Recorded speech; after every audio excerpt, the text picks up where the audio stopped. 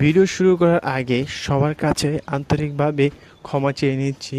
তার কারণ হচ্ছে যে কালকে মানি নেটওয়ার্কের ফুল রিভিউ ভিডিওটি আপলোড করেছিলাম সকাল 8টার দিকে, কিন্তু ইউটিউবের কিছু প্রবলেমের কারণে সেই ভিডিওটি আপলোড হয়েছে সন্ধ্যা 8টার দিকে, এবং যার কারণে ভিডিওটি আসতে অনেক দেরি হয়ে গিয়েছে, যার কারণে আপনাদের কাছে আন্তরিকভাবে দুঃখিত।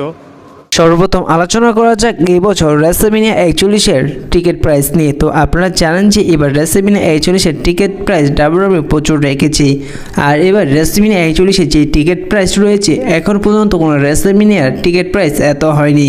এবার রেসলম্যানিয়া 41-এর টিকিট প্রাইস সর্বোচ্চ হচ্ছে $10,000+, এমনকি সর্বনিম্ন হচ্ছে টিকিট প্রাইস $450, আর এমন টিকিট প্রাইস এখন পর্যন্ত কোনো রেসলম্যানিয়াতে হয়নি।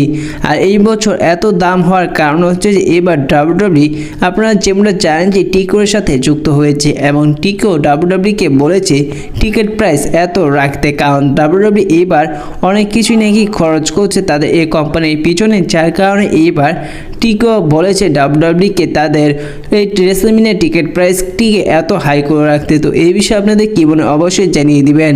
এবার আলোচনা করা যাক ইন্টারকন্টিনেন্টাল চ্যাম্পিয়নশিপটিকে নিয়ে। তো আপনারা কালকের মানি নেটওয়ার্কে যেমন দেখেছিলেন যে সিজার ব্রন ব্রেকার এবং প্যান্টার মধ্যে একটি ইন্টারকন্টিনেন্টাল চ্যাম্পিয়নশিপের ম্যাচ হয়েছিল, কিন্তু সেই ম্যাচটির মধ্যে দেখা গিয়েছিল যে জাজমেন্টের মেম্বার ডমিনিক স্ট্রু এবং ফিন বেলার এসে তার আক্রমণ করেছিল প্যান্টাকে এবং ব্রন ব্রেকারকে, যার কারণে সেই ম্যাচটি ডিসক্লারিফিকেশনের মাধ্যমে শেষ হয়ে গিয়েছে।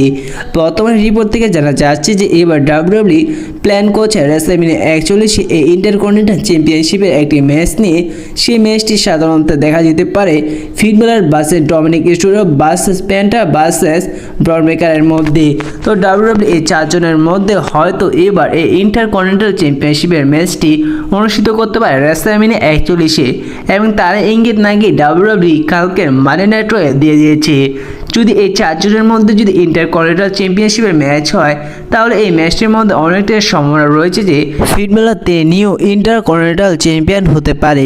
এবার আলোচনা করা যাক রে ফিনিক্সকে নিয়ে এবং প্যান্টাকে নিয়ে। তো আপনারা যেমনটা জানেন যে এবার রে ফিনিক্স তিনি খুব শীঘ্রই ডাব্লিউডাব্লিউতে আসতে চলেছেন, এবং তিনি অলরেডি ডাব্লিউডাব্লিউ কোম্পানির সাথে সাইন করে ফেলেছেন, এমনকি তিনি প্যান্টার সাথে এই ডাব্লিউতে ট্যাগ টিম পার্টনার হয়ে কাজ করেছেন, যার কারণে এবার জানা যাচ্ছে যে ডাব্লিউডাব্লিউ হয়তো প্যান্টা এবং রে ফিনিক্সের মধ্যে একটি ট্যাগ টিম তৈরি করতে পারে, এবং তারা হয়তো রেসলম্যানিয়ার পর যে ব্যাকলেশ পে-পার-ভিউ হতে যাচ্ছে সেই জায়গায় রে ফিনিক্স এবং প্যান্টা তার ট্যাগ টিম হয়ে একটি ট্যাগ টিম চ্যাম্পিয়নশিপের ম্যাচ খেলতে পারে, এবং সে জায়গায় তারা নিউ ট্যাগ টিম চ্যাম্পিয়ন হতে পারে। তো এই বিষয়ে আপনাদের কি মনে হয়, যখন রে ফিনিক্স নিয়ে ডাব্লিউডাব্লিউতে আসবে তাকে কি দেখা যাবে প্যান্টার সাথে ট্যাগ টিম হয়ে কাজ করতে ডাব্লিউডাব্লিউতে, এমনকি ট্যাগ টিম চ্যাম্পিয়নশিপে? এই বিষয়ে আপনাদের মতামতটি অবশ্যই কমেন্ট করে জানিয়ে দিবেন। এবার আলোচনা করা যাক রিয়া রিপ্লি, ইউস্কা এবং প্রিয়াঙ্কা বেলারকে নিয়ে। তো আপনারা কালকে মানি নেটওয়ার্কে যেমন দেখেছিলেন যে এই তিনজনের মধ্যে সমস্যা দেখা গিয়েছিল,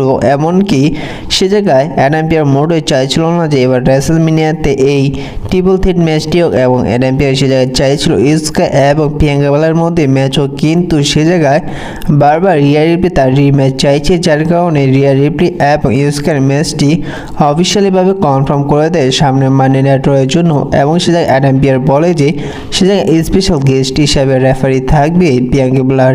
তো এই বিষয়ে আপনাদের জানিয়ে দেয় যে এই ম্যাচটি মোটো ক্লিয়ারলিভাবে ইনিং হবে না, কারণ এই ম্যাচটির মধ্যে রিয়া রিপ্লি এবং প্রিয়াঙ্কা বেলার মধ্যে সমস্যা দেখা যাবে, এমনকি তাদের মধ্যে আক্রমণও দেখা যাবে।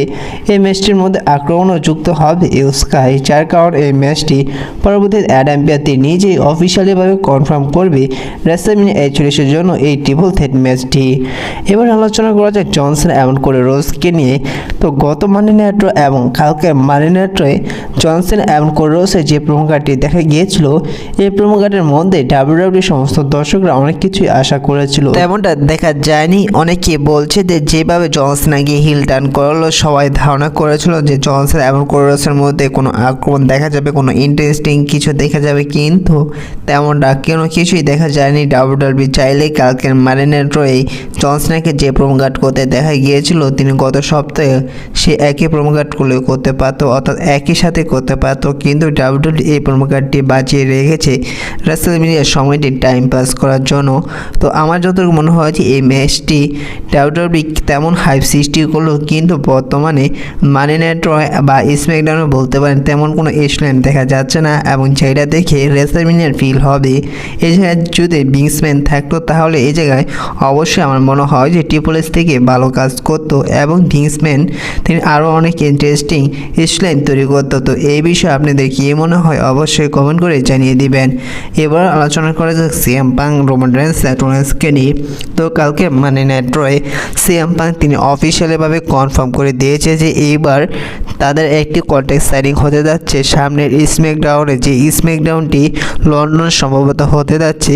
সে আমার যতটুকু মনে হয় যে এমন কোনো ইন্টারেস্টিং স্টোরিলাইন দেখা যাবে বা ইন্টারেস্টিং বিষয় দেখা যাবে, বিশেষ করে ফল ইভেন্টকে নিয়ে। সে জায়গায় হয়তো সিএম পাং সামনের স্ম্যাকডাউনে তার ফেভার চাইলেও চাইতে পারে ফল ইভেন্টের কাছে, কারণ যেভাবে সিএম পাং তিনি রেগে গিয়েছেন সেথ রোলিন্স এবং রোমান রেন্সের ওপর, সে জায়গায় ডাব্লিউডাব্লিউ হয়তো সেই ফেভারটি ইউজ করতে পারে সামনে স্ম্যাকডাউনে, এবং তাদের ম্যাচটি সম্ভবত হতে পারে নো ডিসক্লিফিকেশন ম্যাচ, এবং সে জায়গায় সমস্ত কিছু ব্যবহার করতে দেখা যাবে। তো সে জায়গায় আসলে ফল এমেনে কী রুলস, এবং সে জায়গায় ফল এমেনকে এমনও হতে পারে সেই ম্যাচটির মধ্যে যেই জিতবে তাকে ফল এমেন পাবে ওয়াইজম্যান হিসাবে। তো এমন কোনো লাইন হতে পারে সামনে স্ম্যাকডাউনে ফল এমেনকে নিয়ে।